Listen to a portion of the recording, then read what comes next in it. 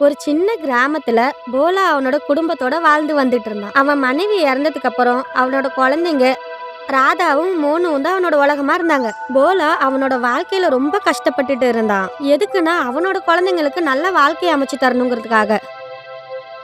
அப்பா, நீங்க எவ்வளவுதான் கஷ்டப்படுவீங்க? பசங்க எல்லாரும், நான் உங்களுக்காக கஷ்டப்படலைன்னா யாருக்காக கஷ்டப்பட போறேன்? அப்பா, நானும் உங்களுக்கு பெரியவனாகி உதவுவேன். நல்லா இருங்கப்பா. காலம் கடந்து போச்சு. ராதாவும் மோனும் பெரியவங்களாயிட்டாங்க. அம்மா ராதா, உனக்கு கல்யாணத்துக்காக ஒரு நல்ல வீடு நல்ல பையன் நான் பார்த்துட்டேன். அப்பா, இன்னும் நான் குழந்தைதான். ஒரு அப்பாக்கு அவன் குழந்தை எப்பவுமே குழந்தைதா. ஆனா நான் உங்களை விட்டுட்டு எங்கேயும் போக மாட்டேன்ப்பா. இந்த உலகத்துல எல்லாரும் எப்படி பண்றாரோ நம்ம கூட அப்படியே பண்டே ஆகணும். ஆனா உனக்கு கல்யாணம் பண்ணி வேற வீட்டுக்கு அனுப்பிதானே ஆகணும். அப்புறம் கொஞ்ச நாள் கழிச்சு ராதாக்கு கல்யாணம் ஆயிடுது. கல்யாணத்துக்கு கொஞ்ச நாள் கழிச்சு ஒரு நாள் மோனு அவங்க அப்பா கிட்ட சொல்றான், அப்பா, என் கல்யாணத்தை பத்தி எப்ப யோசிப்பீங்க? நானும் பெரியவன் ஆயிட்டேன்ல. பாரப்பா, உன கல்யாணத்துக்கால எல்லா வேலை முடிஞ்சிருக்கு. கிரிதாவோட பொண்ணு சோனியா கூட்ட உன கல்யாணம் நான் பண்ண போறேன். கொஞ்ச நாள் கழிச்சு கிரிதாடி அவனோட பொண்ணோட கல்யாணத்துக்கு சம்மதிச்சிட்டான். அப்புறம் உடனே சோனி மோனுக்கு கல்யாணம் முடிஞ்சிருச்சு. 2 பசங்களுக்கும் கல்யாணம் பண்ணி கொடுத்ததுக்கு அப்புறம் கொஞ்சம் வருஷங்கள் கழிச்சு போலாவோட உடம்பு சரியில்லாம போச்சு. அப்பா, நான் உங்களை டாக்டர் கிட்ட அழைச்சிக்கிட்டு போறேன். ஒரு நாள் திடீர்னு ஹாஸ்பிட்டல்ல அட்மிட் பண்ணிட்டாங்க. உங்க அப்பா ரொம்ப மோசமான நிலையில இருக்காரு. அவரை காப்பாத்துறது ரொம்ப சிரமம். அப்படி சொல்லாதீங்க டாக்டர். இவரை காப்பாத்துறது கஷ்டம்தான், இருந்தாலும் காப்பாத்த முடியும். அப்படின்னா? அப்படின்னா உன்னால 10 லட்ச ரூபாய் செலவு பண்ண முடியும்னா உன்னோட அப்பாவை என்னால காப்பாத்த முடியும். 10 லட்சம் ரூபாயா? இவ்வளவு பணத்தை நான் எங்கிருந்து கொண்டு வர்றது? அவனோட அப்பாவோட உயிரை காப்பாத்துறதுக்காக மோனு 10 லட்ச ரூபாய் ஏற்பாடு பண்றதுக்காக அவன் வீட்டுக்கு வரான். சோனி, அப்பாவோட உடம்பு ரொம்ப மோசமா இருக்கு. டாக்டர் சொல்லிட்டாரு அவரை உயிரை காப்பாத்தணும்னா 10 லட்ச ரூபாய் கொண்டு வரணும்.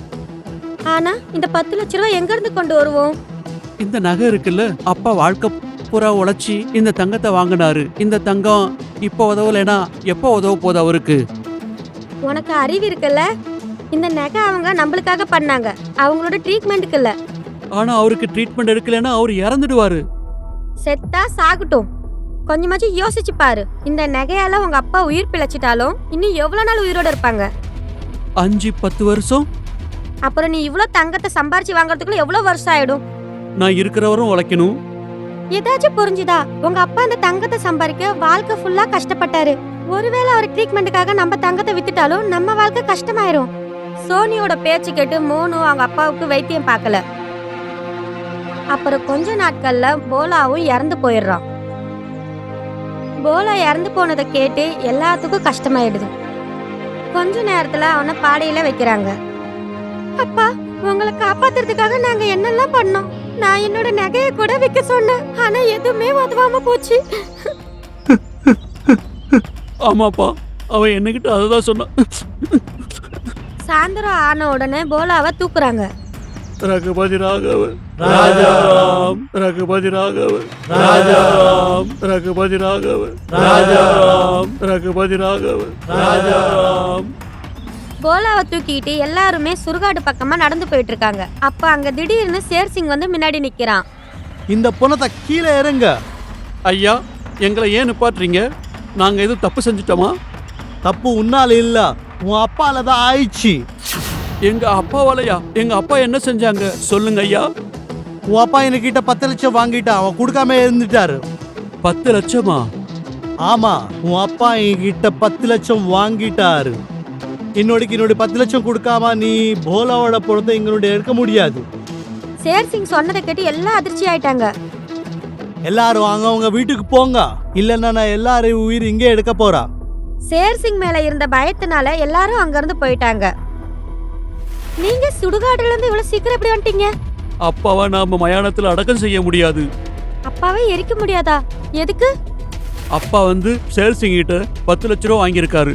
அதை அவர் திருப்பி கொடுக்கல. அதனால அப்பாவை அவரை அடக்கம் பண்ண அனுமதிக்க மாட்டேங்கிறாரு. அப்புறம் மோனு அவன் மனைவி கிட்ட என்ன சொல்றானா? நான் ஒன்னு சொல்லட்டுமா? நீ அந்த தங்கத்தை எனக்கு கொடுக்க முடியுமா? அப்பனா அந்த நகையெல்லாம் நீங்க சேர் சிங் கிட்ட கொடுத்துட்டு உங்க அப்பாவுக்கு பண்ண வேண்டிய காரியம்லாம் பண்ண போறீங்களா? ஆமா, நீ விரும்பினா. இங்க பாருங்க, நான் அப்பவும் அந்த வார்த்தை தான் சொன்னேன், இப்பயும் அதான் சொல்றேன். ஒருவேளை நகையை வித்துட்டோம்னா நம்ம கஷ்டத்துல வந்துருவோம். அப்படியே உங்க அப்பா இறந்துட்டாரு. இனிமே அவரை எரிச்சா என்ன, எரிக்கலனா என்ன, அதனால என்ன ஆக போகுது? ஆமா, ஷேர் சிங் என்னோட அப்பாவை உடம்ப வச்சுட்டு என்ன பண்ண முடியும்? நீ சொல்றது சரிதான். ஆமா, நம்மளோட தங்கத்தை ஷேர் சிங்கு கொடுக்க கூடாது. அப்பாவை அடக்க பண்ணாலும் சரி, இல்லைனாலும் சரி. அவன் மனைவி பேச்சு கேட்டு ஷேர் சிங்க்கு பணம் கொடுக்க போக மாட்டேங்கிறான். அதனாலதான் ஷேர் சிங் போலாவோட உடம்ப அங்கிருந்து தூக்க விட மாட்டேங்கிறான். இந்த விஷயம் போலாவோட மக ராதாவுக்கு எப்படியோ தெரிய வருது. 10 லட்சம் ரூபாய்க்கு விசரம் எங்க அப்பாவுக்கு நடக்க வேண்டிய காரியங்களை பண்ண விட மாட்டேங்கிறாங்க. நான் இந்த நகையெல்லாம் போய் ஷேர் சிங் கிட்ட கொடுத்துட்டு நடக்க வேண்டிய காரியங்கள் எல்லாம் பண்றேன். ராதா அவளோட நகையெல்லாம் எடுத்துட்டு ஷேர் சிங் கிட்ட வரா. ஷேர் சிங், இந்த நகையை வாங்கிக்கங்க, எங்க அப்பாவை நல்லபடியா அடக்கம் பண்ண விடுங்க. நீ யாரம்மா? இது என்னோட அப்பா. ஓ அப்படியா, நீ போலாவோட பொண்ணா? ஆ. ஆமா, நிஜமா பொண்ணுதான். நான் உன்னை பார்த்து ரொம்ப பெரியப்படுறேன். இப்ப இந்த நகையெல்லாம் எனக்கு வேண்டாம். உங்களுக்கு இந்த நகை வேண்டானா? எதுக்காக நீங்க எங்க அப்பா அடக்கம் பண்ண விடல? ஏன் உங்களுக்கு உங்களோட 10 லட்சம் ரூபா வேண்டாமா? இல்ல, நான் உன் அப்பா கிட்ட 10 லட்சம் வாங்க வேண்டியது இல்ல. நான் தான் 10 லட்சம் உன் அப்பாக்கு கொடுக்க வேண்டியது இருக்கு. அப்படின்னா உங்களுக்கு பணம் வேண்டானா? நீங்க எதுக்கு இப்படி பண்ணீங்க? நான் பார்த்த விரும்பிட்டா போலாவோட நிஜమైన வாரிசு யார நீ? போலா என்னோட கொடுத்த காசு இல்ல, அந்த காசு இல்ல நான் அந்த நிஜమైన வாரிசுக்கு திருப்பி கொடுக்க போறேன். இந்தா எடுத்துக்கோ, உன் அப்பா கொடுத்த காசு. ஏன் அண்ணனும் இவரோட வாரிசு தானே, நீங்க அவன்கிட்ட அந்த பணத்தை தரல? உன் அண்ணா உன் அப்பாவோட பணத்தை விட்டு இங்க நின்று ஓடி விட்டுட்டா. ஆனா நீ மட்டும் உன் அப்பாவோட காரியத்தை பண்றதுக்காக உன் நகையெல்லாம் எடுத்துட்டு இங்க வந்துட்டா. அதுக்காக தான் என்னோட நிலவுல நீதான் போலாவோட நிஜமான வாரிசு. இந்த காசெல்லாம் இப்போ உன்னதா. நீ நிரூபிச்சு காட்டா பொண்ணுங்களை பசங்களோட கம்மி இல்லையே இல்லையான்னு. அப்புறம் ராதாவும் ஷேர் சிங்கும் சேர்ந்து அவரை நல்லபடியா எரிச்சிட்டாங்க. என்ன மன்னிச்சிடுங்க அக்கா, நான் அப்பாவுக்காக எதுவுமே செய்யல. அண்ணா, நீ உன்னோட தப்ப உணர்ந்துட்டல, அதுவே போதும். நான் உன்னை மன்னிச்சிட்டேன்னா.